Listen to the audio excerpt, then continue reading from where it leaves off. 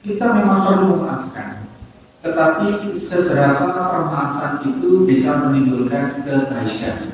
Jadi kita bisa deteksi sekarang. Kapan harus memaafkan, kapan harus tidak memaafkan. Alhamdulillahi Rabbil Alamin.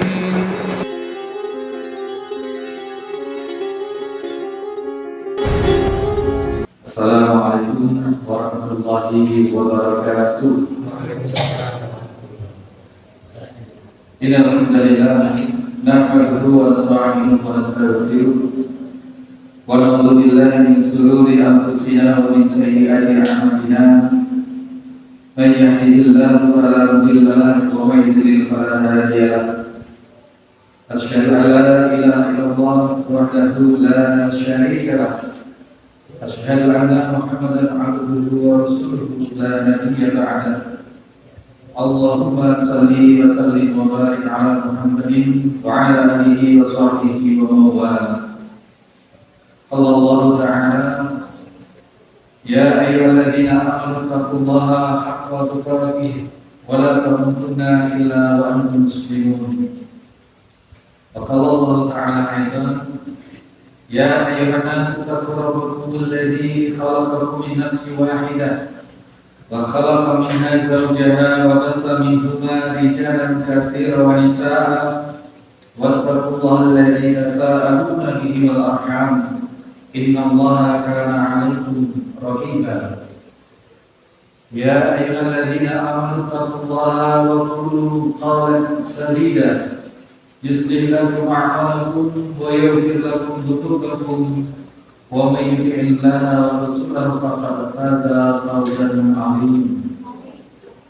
فإن أصدق الحديث كتاب الله تعالى وخير الهدي هدي محمد صلى الله عليه وسلم وشر الأمور محدثاتها. Hadirin hadirat jamaah Masjid Al-Muslimun rahiman wa rahimakumullah. Kita bersyukur senantiasa kepada Allah Subhanahu wa Ta'ala. Tidak terutama karena kita menginginkan penambahan karunia dari aktivitas atau dari amal yang syukur kita itu, tetapi juga kita berlatih syukur kita itu benar-benar karena rasa berterima kasih kepada Allah Subhanahu wa Ta'ala atas segala kemudahan, segala nikmat, baik yang kita sadari maupun yang tidak kita sadari. Agar melihat segala sesuatu yang terjadi pada diri kita, ini pada hakikatnya adalah nikmat Allah Subhanahu wa Ta'ala. Dengan kalimat yang lain, Allah Subhanahu wa Ta'ala mengisahkan kepada kita bahwa kenikmatan itu akan diwujudkan oleh Allah dalam beberapa bentuk, yakni bentuk kejadian yang menyenangkan pasti, karena selama ini kita sadari kalau mendapatkan kenikmatan atau kesenangan itu kita rasa sebagai kenikmatan, dan itu sudah keniscayaan. Jadi kenikmatan sama dengan kesenangan, kenikmatan sama dengan kesehatan, kenikmatan sama dengan kebahagiaan. Itu sudah jamak selama ini. Tapi sesungguhnya Allah Subhanahu wa Ta'ala juga memberikan satu ketidaknyamanan, dan yang pada hakikatnya itu adalah satu kenikmatan. Kenapa? Karena tidak satupun yang Allah ciptakan, tidak satupun yang Allah wujudkan untuk kita ini kecuali itu merupakan satu manfaat. Tidak ada satu hal pun yang kecil apapun yang Allah jadikan untuk kita ini sia-sia. Allah tidak pernah membuat kesia-siaan atas kita. Ma khalaqta hadza batila, tidaklah yang engkau ciptakan itu ya Allah itu sesuatu yang batil atau sesuatu yang sia-sia. Semua ada faedah, semua ada kemanfaatan. Pasti itu yang berupa kebahagiaan, rezeki, berupa karunia, penambahan kepemilikan dan lain sebagainya, pun yang bermakna musibah. Musibah itu pun adalah hakikatnya kenikmatan dari Allah Subhanahu wa Ta'ala. Maka melanjutkan bab sabar kitab Riyadhus Shalihin ini, Bapak Ibu sekalian, kita masih menyisakan 2 ayat yang akan kita bicarakan sebagai muqaddimah yang telah dipilihkan oleh Al-Imam An-Nawawi rahimahullah ta'ala sebagai penyusun kitab ini. Di mana pertemuan terakhir kita pekan lalu kita sudah membahas 2 surah yang dinukil dalam kitab ini, yakni surat Az-Zumar ayat 43, A'udzubillahi minasyaitonir rajim, wa laman sabara wa ghafara inna dzalika lamin azmil umur.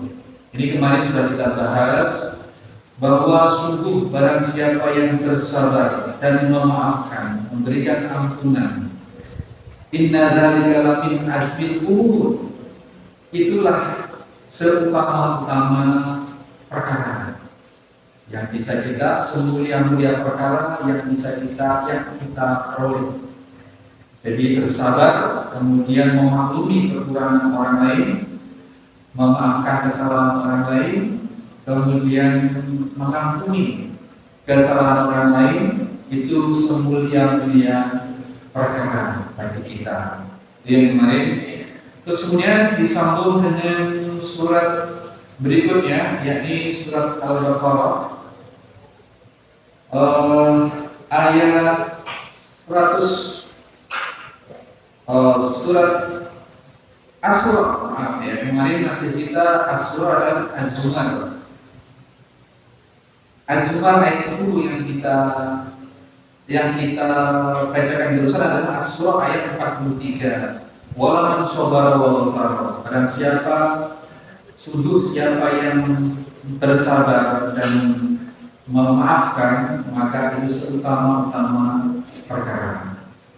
Nah, kemudian kita tambahkan, ada penambahan penjelasan dari Syekh Muhammad Al-Utsaimin menjelaskan Asy-Syura ayat 43 ini dengan Asy-Syura ayat 40.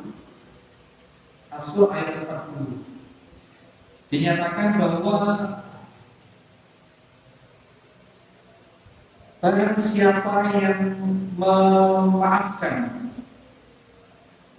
dan permaafannya itu menjadikan satu kebaikan, ya, maka itulah yang akan menjadikan satu keutamaan. Jadi kalau ditanya, merujuk pada surat Asy-Syura ayat 43 tadi, barang siapa, sungguh barang siapa yang bersabar dan memaafkan, maka itu seutama-utama perkara. Timbul pertanyaan, berarti apapun harus kita maafkan? Tidak otomatis, Pak, ternyata tidak otomatis.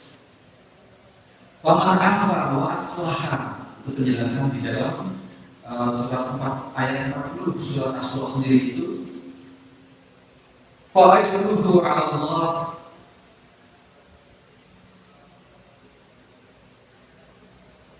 barang siapa yang memaafkan dan permaafannya itu menimbulkan kebaikan, maka pahala baginya di sisi Allah Subhanahu wa taala. Innahu la yuhibbul zalimin, sesungguhnya Allah tidaklah menyukai, tidaklah mencintai orang-orang yang berbuat kezaliman. Jadi ini clear bahwa memaafkan orang, memaafkan setiap kesalahan orang Dengan kita bersabar dan memaafkan itu perbuatan yang sangat utama, sangat mulia. Tetapi dijelaskan pula di dalam surah 40 ayat 40 bahwa faman afa wa aslaha, barang siapa yang memaafkan dan pemaafan itu menghasilkan kebaikan. Ini catatan. Berarti bisa kita tarik satu kesimpulan bahwa kita memang perlu memaafkan, tetapi seberapa permaafan itu bisa menimbulkan kebaikan. Jadi kita bisa deteksi sekarang perlunya memaafkan. Kapan harus memaafkan, kapan harus tidak memaafkan. Kedua-duanya ini dalam koridor sadar. Apakah kalau tidak memaafkan itu berarti tidak sabar? Bukan. Tetap kita namanya bersabar. Kalau permaafan kita itu, kalau kita memilih untuk tidak memaafkan dengan alasan karena kalau memaafkan maka akan terjadi mudarat yang lebih besar. Ini paham ya? Ini sangat subjektif, tapi makanya perlu ilmu. Sangat subjektif. Oh, saya nggak mau maafkan kamu. Karena apa?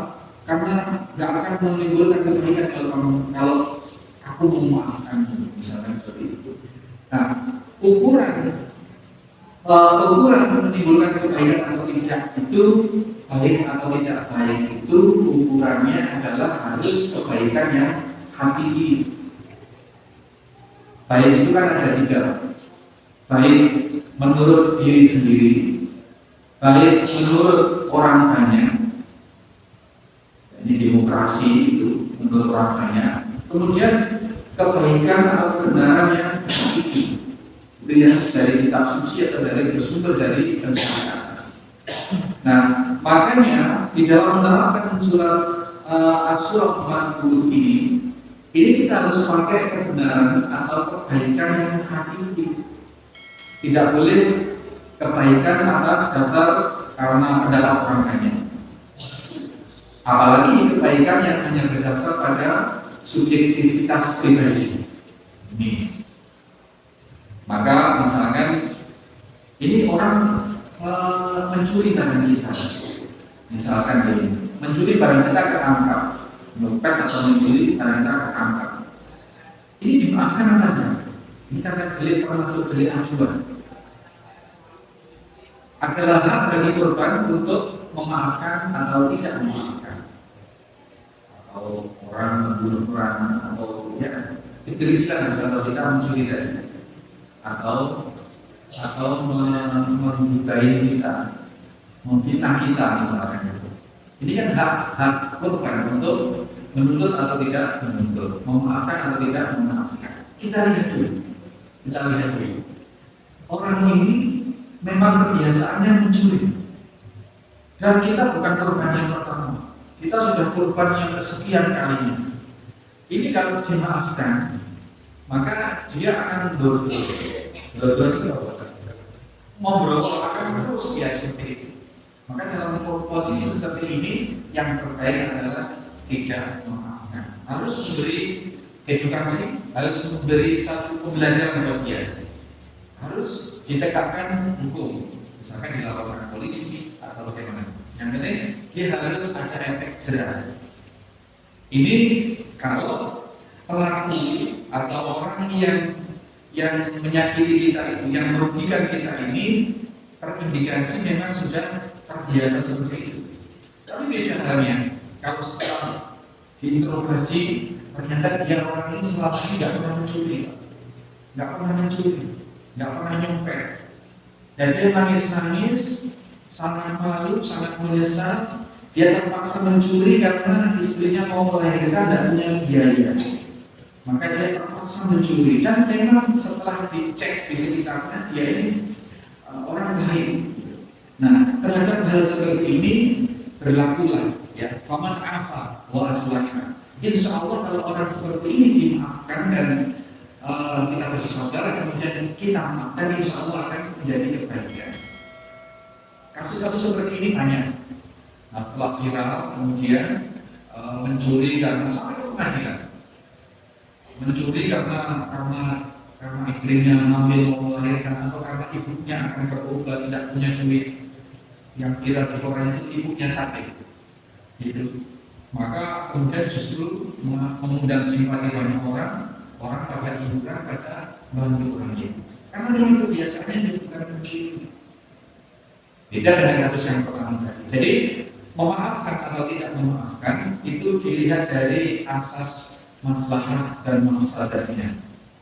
Ini penjelasan ayat 43 dari surah As-Surah tadi. Ini jadi kita tidak berpihak-pihak. Terus pokoknya diapakan saja memaafkan. Kita harus tahu kita seperti itu. Yang sebelumnya yang kita bahas sebelum surat As-Surah 43 kemarin itu adalah surat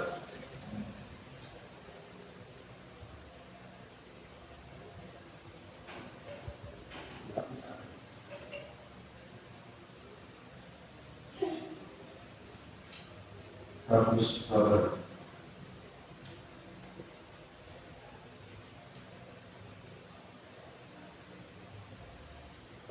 Yang menyatakan bahwa bersabar itu pahalanya tidak terukur.